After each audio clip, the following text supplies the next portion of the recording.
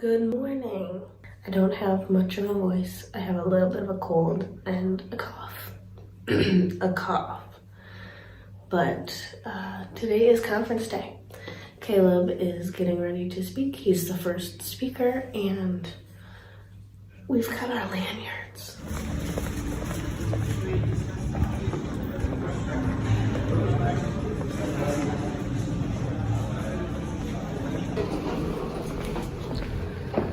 New York, just like home. Maybe breakfast and as long as it's only like 15-minute walk.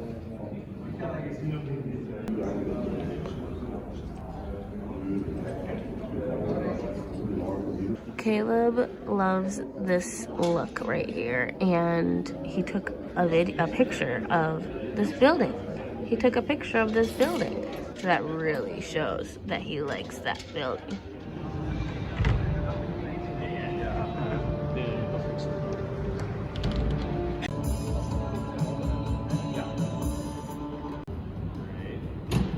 Great, is this like fun? I waited hours for these seats and plowed through a lot of people to get front row seats here.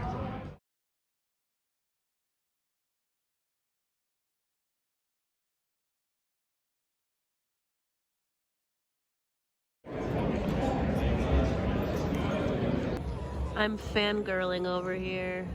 He's right there. Caleb is a very active member of the Laravel community, and recently he quit his job to work on a library called Livewire, and it's a project to create interactive UIs without the need for JavaScript. May I have a round of applause for Caleb? Hi, I'm Caleb Porzio. I'm a Laravel developer, freelancer, like Frank said, open source maintainer / job quitter.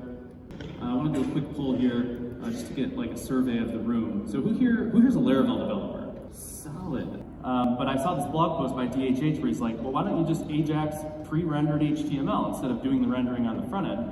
And it blew my mind. So that's what it does. TurboLinks basically turns your application, your classic server-side application, into an SPA for free. So watch this. I'm going to give you the TurboLinks intro tutorial. We're going to install it, we're going to set it up, we're going to use it, and it's going to take me 4 seconds. Layout. We'll use this .outer HTML, and I'll explain that in a second. Response.data. Close that up. Okay. So let's walk through what's happening here. Next time you go on GitHub, open up the Ajax request. One guy's nodding. He's like, oh yeah, I know what's about to happen. Yeah. So you go on GitHub. I'm going to hover over a title, Ajax request. I hover over this dropdown, Ajax, Ajax, Ajax, Ajax. Look at these requests. They're HTML partials, and they're being swapped in. And I thought, well, I gotta try to build this in Laravel. So mine is a little bit different than LiveView. It's taken on a shape of its own, but Livewire is basically that for Laravel. I also host a podcast where I talk about building it. Also check me out on Twitter. I spend a bunch of time there talking about code and stuff and arguing about writing less JavaScript. And No Plans to Merge is a podcast that I host with my buddy Daniel. And it's pretty awesome. We talk about code every week, and it's really fun. Our last episode is called Arguing About Writing Less JS. So.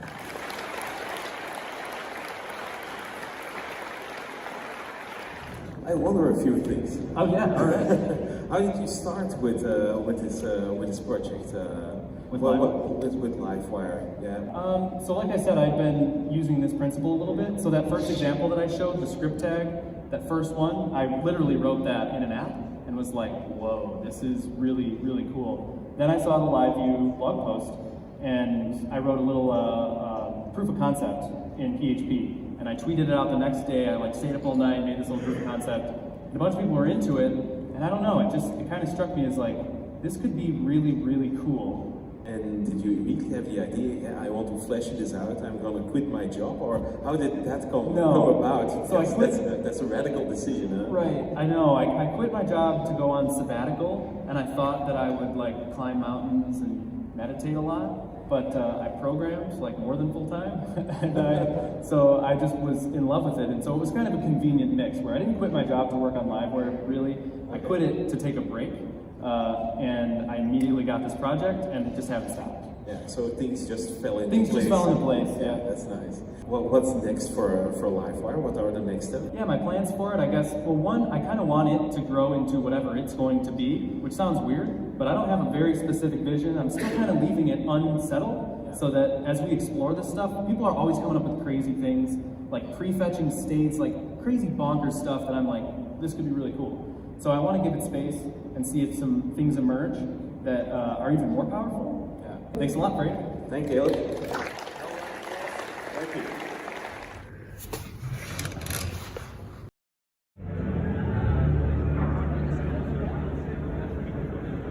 I ate lunch with the celebrity himself. Kind of a big deal. So I'm about to head out and explore the area a little bit while Caleb is in the conference.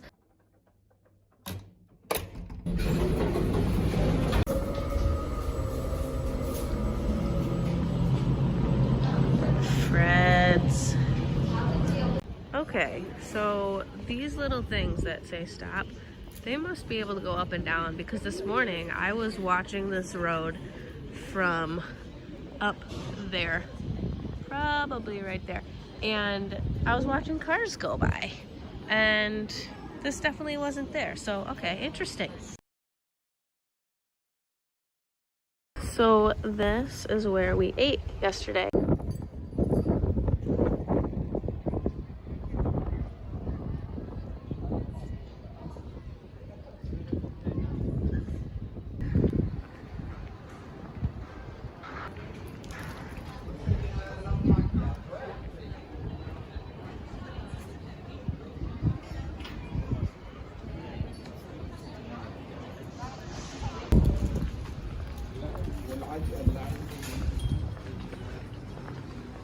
Now I'm walking through an area that we walked through last night on the way to the speaker dinner, called Groot Market. And last night it was really, really beautiful at dusk. So I'll show you what it looks like in the daytime.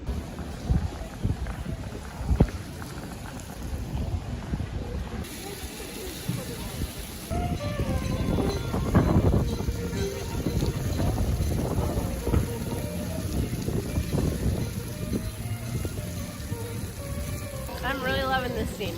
Saxophone player and this fountain, which is so cool. And there's like kids around, there's tourist groups. Like, this is the place to be.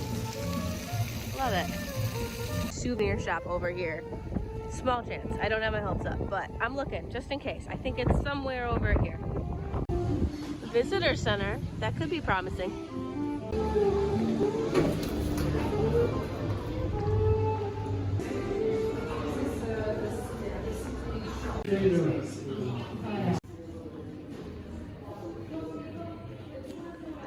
I really like this. Something like this for Paris would be awesome. I didn't find it, but maybe there's a different souvenir shop that has it nearby. Do you see what I see? This is the street from the Polar Express.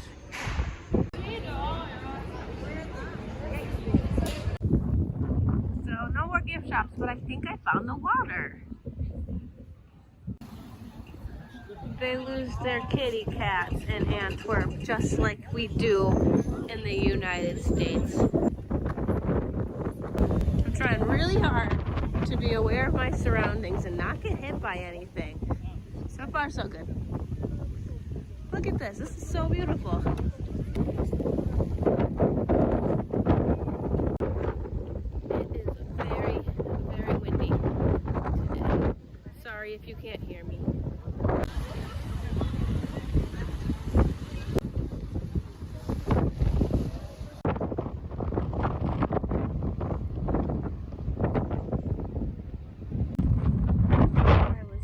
Over there. And it looks like here is a nice walking path and bike path separate from the walking path, which is cool. So I think I'm gonna head down there and walk back.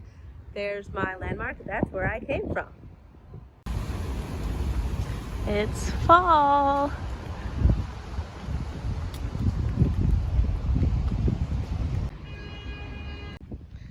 We have a day in Paris where we are renting bikes.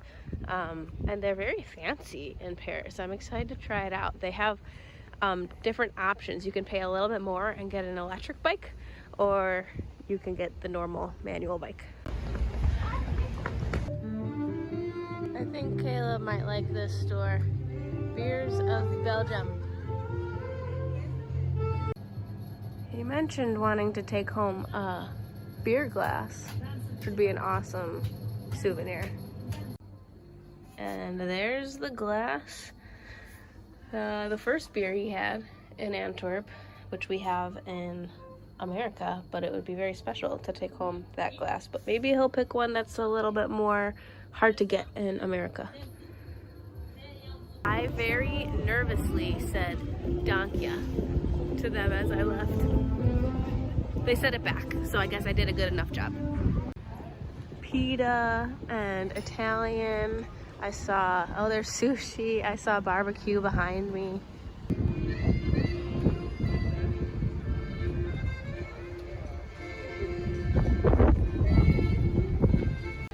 Did you hear the accordion? I love that so much, and I hope that's everywhere in Paris. That's what I picture Paris to be like.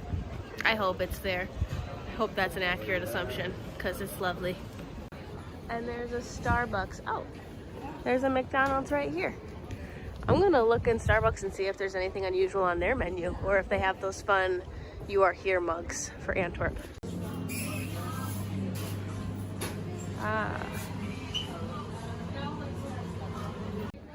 Just like at home.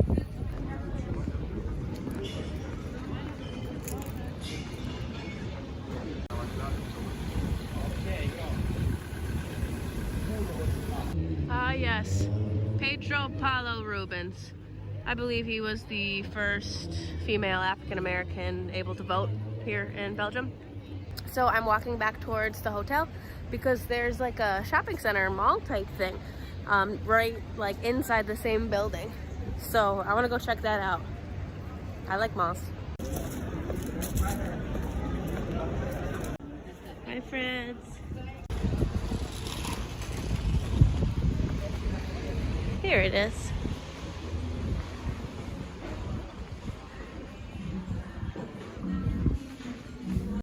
Look at this little bookmark. How cute is that? These are night lights, and I want this one. How cute.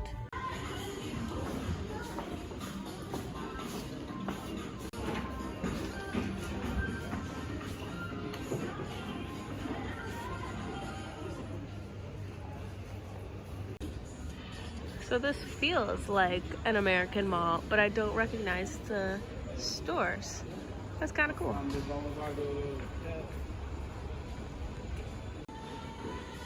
Market. Let's see what that means. That's a full-on grocery store over there. Goes way back there. Honey. Medicine maybe. Hey, it's like Aldi carts.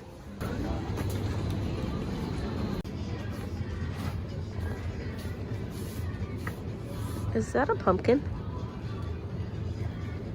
So I have a question about Kinders. I know that in America we have the Kinder eggs and the toys are separate from the food because of our food regulations. But here, isn't the prize inside the egg?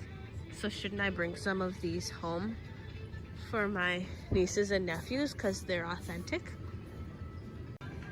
There's a freshly squeezed orange juice machine here. Mini candy pizza, mini candy sushi, and a candy taco. And what is this? A candy burger. Sweet.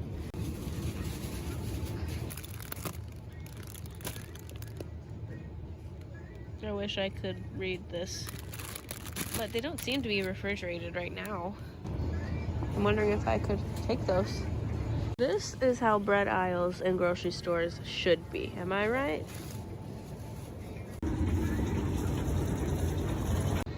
Did you see that? A machine to slice your loaf of bread that you picked out? This place is crazy. So there's this whole section back here with different names of countries, and there's this one, New York. There's Reese's and Pop. And these Harry Potter jelly beans because that is, that's what we eat in New York, I guess.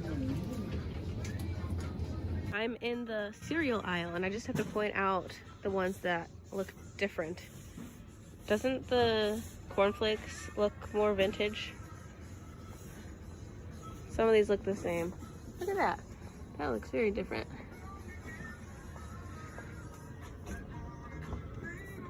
Cookie Crisp. I must point out all the different sizes they have of Nutella.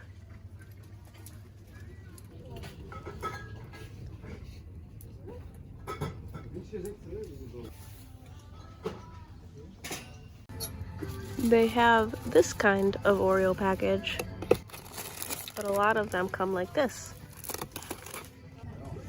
Double cream. Huh, is that the same as double stuff? Must be. Okay, Lotus makes the Delta Plain cookies, right? They must. Isn't this like cookie butter? Pasta. I don't know. What? I have no idea. Or is that a candle? Couldn't tell you. But Lotus makes a ton of things. And in America, we just have the Delta cookies.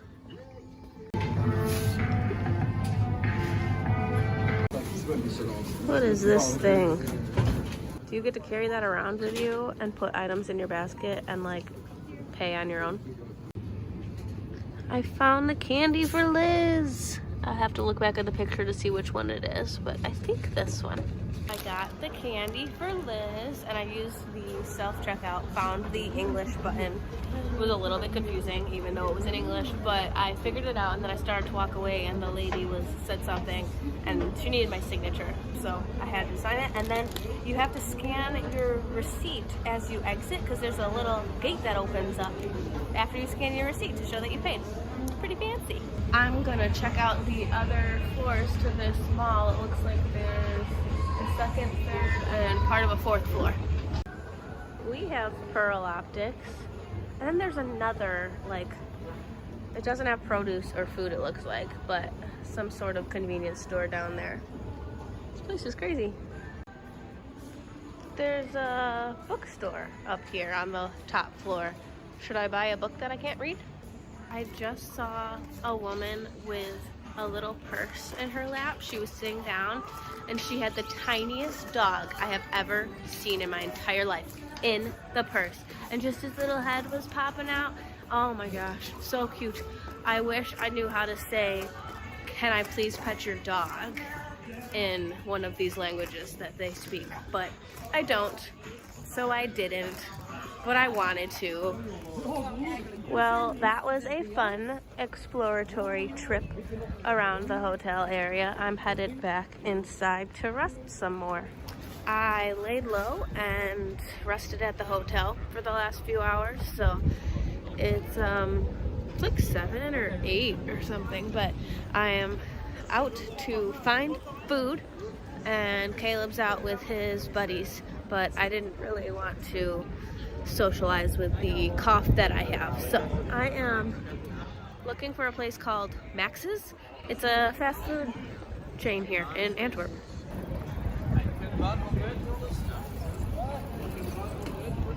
It's right next to Starbucks. They are known for their Belgian fries.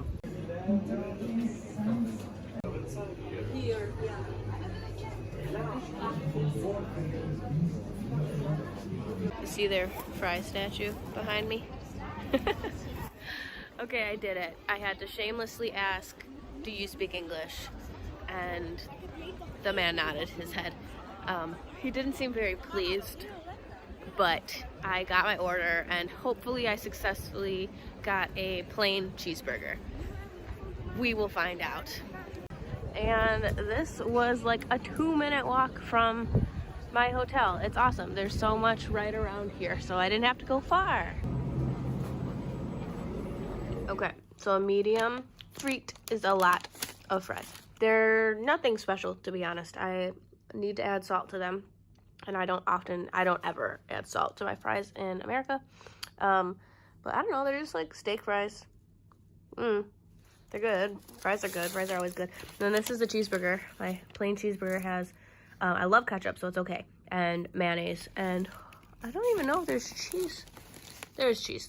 But there's no pickles, lettuce, tomato, onion, the things that I don't like. So when I ordered it, I said, can I have a cheeseburger, just the meat, cheese, and bun, please?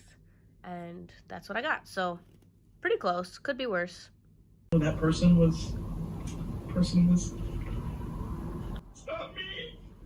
It was a disaster, Mitchell. They hated me, not just the kids. Oh, good news about the ketchup. It's really sugary and sweet, like it is in Haiti and Jamaica, which I love. So it's different than what we're used to. This burger's weird. I'm not sure what I think about it, but like it almost reminds me of like a frozen patty I'd get at the store and cook at home, but different flavor than what we have at home. I'm pretty sure most Americans would eat this and say this is not a good burger, but it is fast food and it's specific to Belgium, so it must be good for Belgians. To be honest with you, I'm not 100% sure that burger was cow. I don't know. It just tasted different. I ate about half of it and then got sick of it. The fries were good, but I think this is what I'm learning. Belgian fries and Belgian chocolate. Like, we have good things in America. Don't tell them that, but we have so much variety in America that we can find similar things that are just as amazing. I am turning in for the night, saying goodbye to you guys. Kayla will get back soon from dinner. This was a less eventful day, but still fun. I'm glad I got to walk around and see some things that I didn't see before, and we'll see what tomorrow holds. It's day 2 of the conference. Caleb just gets to attend, not speaking this time, so depending on how much he wants to attend and if he wants to do anything around Antwerp with me, we'll see. I don't even know what tomorrow holds, but it's our last, tomorrow is our last full day in Antwerp. So thanks for watching. Some imagination, huh?